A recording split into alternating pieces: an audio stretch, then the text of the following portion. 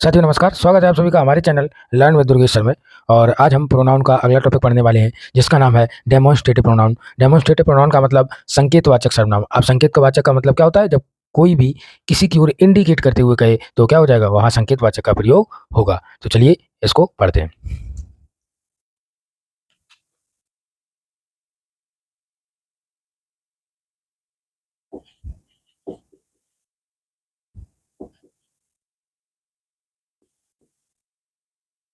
Demonstrative pronoun. Demonstrative pronoun का मतलब होता है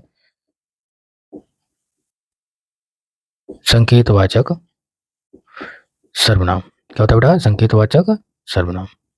अब देखिए, संकेतवाचक सर्वनाम मतलब क्या है? जो संकेत करे, मतलब किसी की ओर इशारा करे, किसी की ओर इंडिकेट करे, तो क्या हो जाएगा? वही संकेतवाचक सर्वनाम का प्रयोग होगा। तो ए pronoun that point out to a specific person,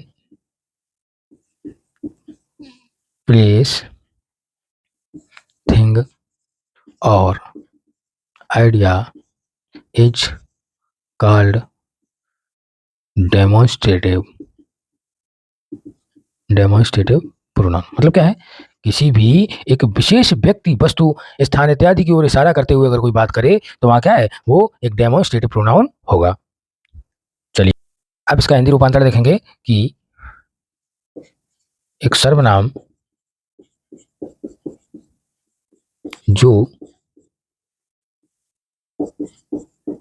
किसी विशेष व्यक्ति, वस्तु, स्थान की ओर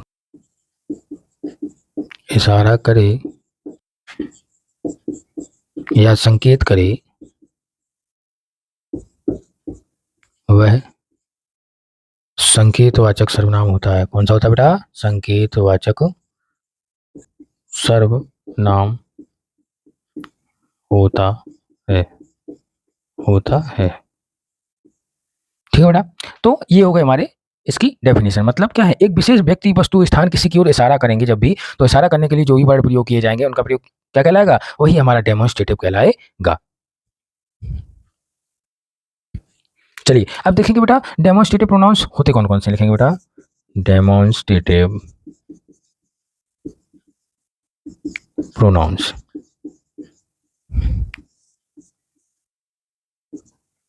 चलिए डेमोन्स्ट्रेटिव प्रोनाउंस हमारे होते हैं दिस, दैट, दीज, दोज। ठीक है, डेमोन्स्ट्रेटिव हमारे कौन कौन से होते हैं? दिस, दैट, दीज और दोज। अब चलिए इनका प्रयोग कैसे करेंगे वो देखेंगे। सबसे पहले लिखेंगे दिस। क्या लिखेंगे बेटा? लिखेंगे बेटा दिस। क्या लिखेंगे? दिस। चलो दिस, दिस का मतलब होता है यह। क्या होता है बेटा? यह। तो क्या करेगा? पहली बात तो ये सिंगुलर है, सिंगुलर है। ठीक बेटा, प्रयोग किसके लिए होगा? पास के लिए। किसके लिए? पास के लिए। मतलब जो भी व्यक्ति, वस्तु या कोई चीज पास में होगी उसके लिए हम किसका प्रयोग करेंगे बेटा? दिस का प्रयोग करेंगे। चलिए आ जाएगा अब दैट। दैट मीन्स होता है वह। क्या होता है बेटा? वह। ये किसके लिए प्रयोग होगा? ये भी सिंगुलर के लिए ही प्रयोग होगा। किसके लिए होगा? सिंगुलर के लिए।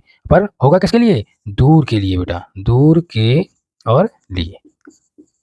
ठीक है, मतलब जो दैट डेमोन्स्ट्रेटिव प्रोनाउन है वो क्या करेगा? सिंगुलर है पहली बात तो, फिर प्रयोग किसके लिए होगा? दूर की चीजों के लिए प्रयोग होगा।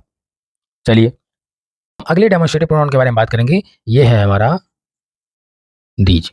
दीज मतलब क्या होता है? दीज मतलब होता है बेटा ये। अब ये क्या है? ये प्लूरल का काम करेगा। किसका काम करेगा बेटा?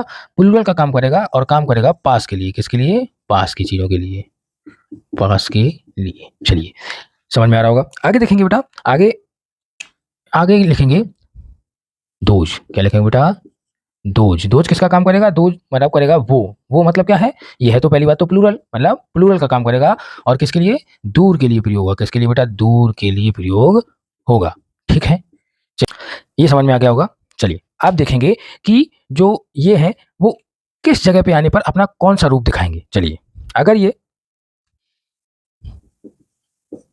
इंपॉर्टेंट रहेगा कि अगर ये नाउन के साथ आते हैं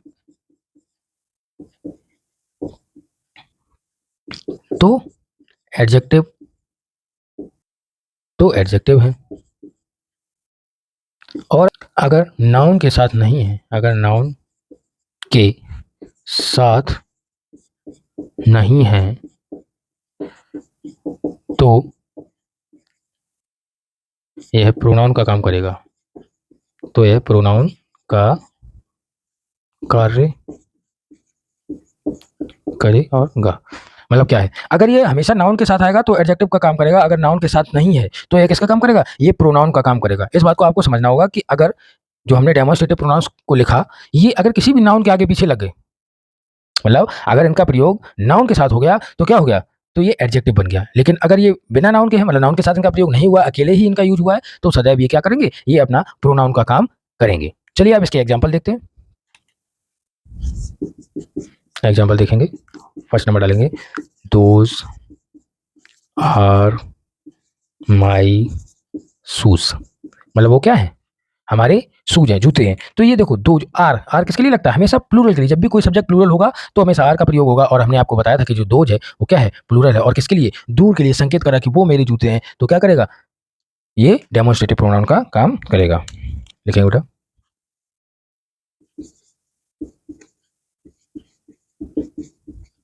ठीक है। चलिए सेकेंड एग्जाम्पल देखेंगे बेटा,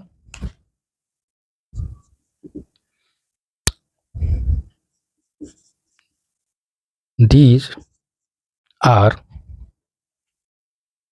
आर योर बुक्स, ठीक है।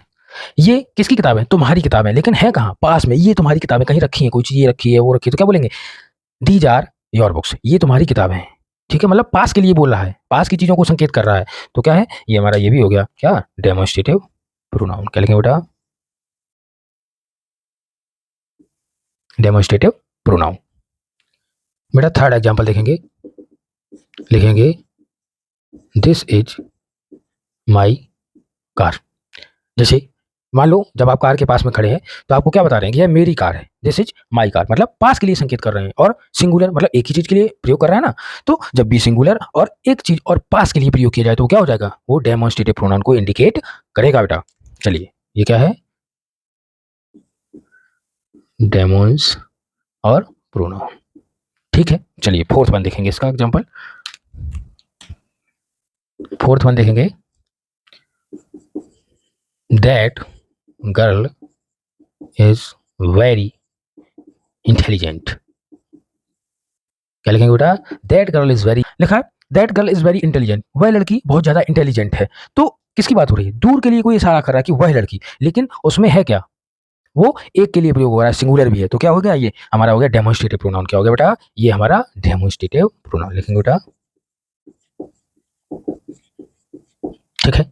चलिए चलिए इस क्लास को यहीं समाप्त करते हैं। उम्मीद करते हैं कि आप सभी को डेमोन्स्ट्रेटिव प्रोनाउन मतलब जो संकेतवाचक सर्वनाम है वो बहुत अच्छे से समझ में आया होगा।